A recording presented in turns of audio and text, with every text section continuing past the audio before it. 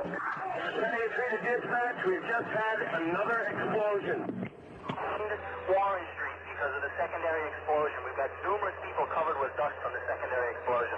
And we got another explosion on the tower, 1013. Tower 2 has had a major explosion and what appears to be a complete collapse surrounding the entire area. We're here with John Schroeder, a firefighter who spent the entire day of September 11th with his ladder company right outside the World Trade Center complex. We got there, we got our orders from the command post to team up with Engine 5 and start our way up, right?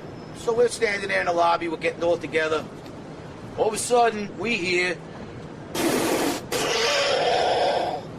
I look down to my right, and the elevators exploded, something out of like a Bruce Willis Die Hard movie. People just come running out of the elevators, on fire, fireballed. I mean, it was like, what is going on here? Something's up here. I mean, the plane's up there, now there's fire down here. So we were heading up to the 24th floor of the stairwell, and all of a sudden we heard, Mayday, Mayday, second plane. So we're looking at each other like, come on, second plane? There's no way there's a second plane. Within seconds, our building got rocked. We got bounced around in the stairwell like pinballs, man. And we just said, you know what? Time to go.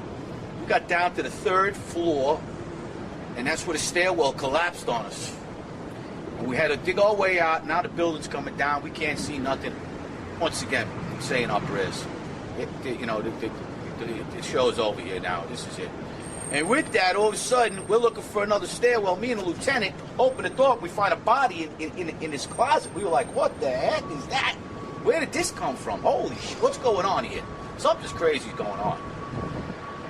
We got our way out of the 3rd floor, and that's where the maintenance fella, with a little flashlight, saved our lives. He was pointed over, and if it wasn't for him, we never would have found another stairwell. The building would have collapsed. Willie Rodriguez? Willie Rodriguez. Thank you, Willie. He saved our lives. Saved about 12 guys' lives that day. At least. I want to ask you, John, how confusing was it for you to know that a plane just hit so many stories up, but yet you saw all this devastation on the way up? How confusing was it? We just couldn't believe it. We were scratching our head, thinking, what's going on? Bodies dropping, elevators exploding. It was just, we knew we're going to die. When you were in that building, and how long after that first plane hit did those elevators blow out, would you say? Oh, we were in there for maybe 5 minutes.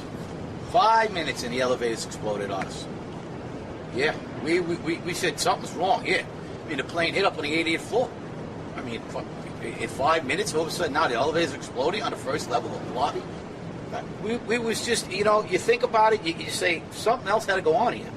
Something else was going on here. This just don't happen like this when a plane hits the 80th floor of a building and the lobby gets blown out. Sorry. I don't care who you are. I don't care what you say. But for every window in the lobby to be exploded, I mean, them windows were like as thick as forget it. They were 2-3 inch glasses, come on.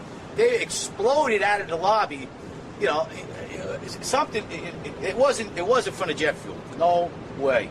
The elevators exploded. They were down from the lobby. The lobby was over here. That should never have happened. Something would happen there, and that wasn't. We came down. It looked like a bomb went off in the lobby.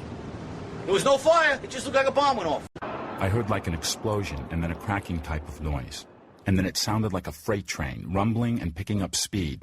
I looked up, and I saw it coming down. It just went ba-boom. It was like a bomb went off. And it was like holy hell coming down them stairs. And then when we finally got to the bottom, they were coming out on a mezzanine level there. And another explosion came right from it, because everyone was flying. We saw a shadow, it looked like a plane. Next thing we know, it was boom, and the floor started shaking. And then we saw debris fall down, and next thing we know, we had to get out of the building.